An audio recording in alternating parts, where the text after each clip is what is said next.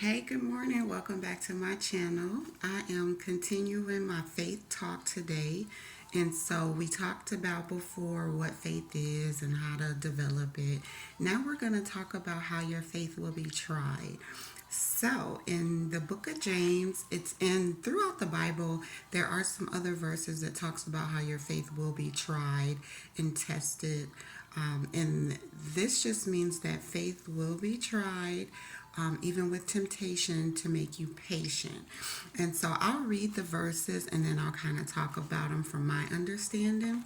So, in the book of James, the first chapter starts off with James, a servant of God and the Lord Jesus Christ, to the 12 tribes that are scattered abroad, greeting.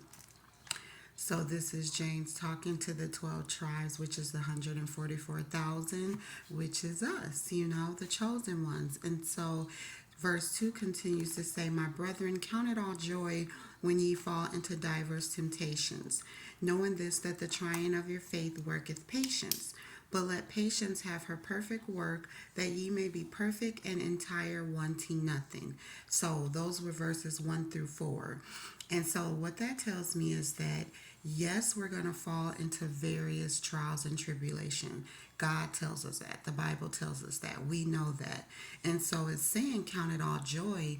Take it as a delight, because even though you're going through it, it's working patience. It's giving you, helping you increase that faith and giving you patience to believe in God, to wait for God to come and help you.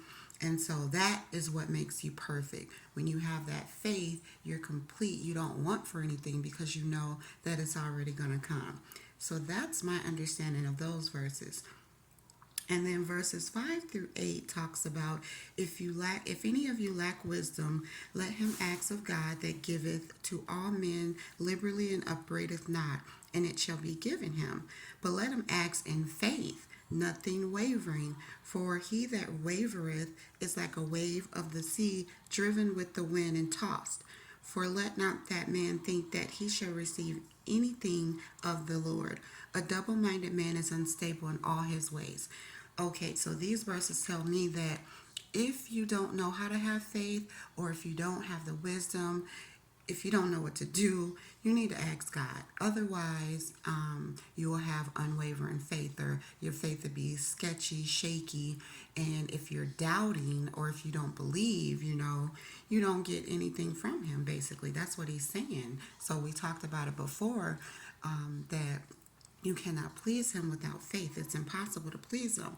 And so if you don't have it, or if your faith is shaky or unwavering, you won't receive anything. So he's saying get the wisdom from him so that you can have the faith, and so that you can be perfect and entire and wanting nothing. Okay, so then I skip over to verses 12 through 16.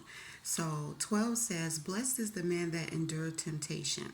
For when he is tried, he shall receive the crown of life, which the Lord hath promised to them that love him." So we are blessed for enduring these trials and enduring these tribulations. But temptation, overcoming that, we're blessed too, because we're going to receive the crown of life. Because temptation doesn't come from God. The trials and stuff, yeah, he'll let you go through them, he'll bring them your way, he'll try you, but he does not tempt you. And so I get that from the rest of these verses, 13 through 16. It says, "Let no man say when he is tempted, I am tempted of God. For God cannot be tempted with evil, neither tempteth he any man. But every man is tempted when he is drawn away of his own lust, and enticed. Then when lust hath conceived, it bringeth forth sin. And sin, when it is finished, bringeth forth death." And 16 says, "Do not err, my beloved brethren." I'm sipping on my little tea, chamomile tea, um, just because it helps, with calmness too. It's healthy tea. Um, but yeah, so these verses tell me that, right, God doesn't tempt you of evil. You're tempted from your own lust. So, that's nothing but the enemy tempting you, trying to steer you away from God and steer you away from your faith and everything like that. So, what God is saying is, do not be deceived. It's not him that's tempting you, but he is allowing it so that you can overcome it by, rejecting it, so that you can overcome it and strengthen your faith.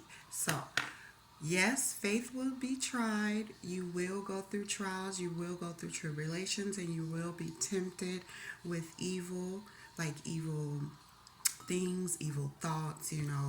The devil wants to get you any way he can get you. But what God is saying is you are blessed if you endure all of this and overcome it, not fall victim to it. When you're tried, you shall receive the crown of life, which the Lord promises us that love him. So you're going to be tried. You're going to go through the bad things. You're going to be tried with evil things. You have to endure them, which means that you have to, get through them with patience, get through them without complaining, without falling victim to it. And that's how you are perfect and entire and wanting nothing. You know that God got you throughout whatever happens, through your storms, through your trials, through your tribulations, through temptation. So don't let the devil trick you. Don't let the devil win. Be not deceived. God is not mocked.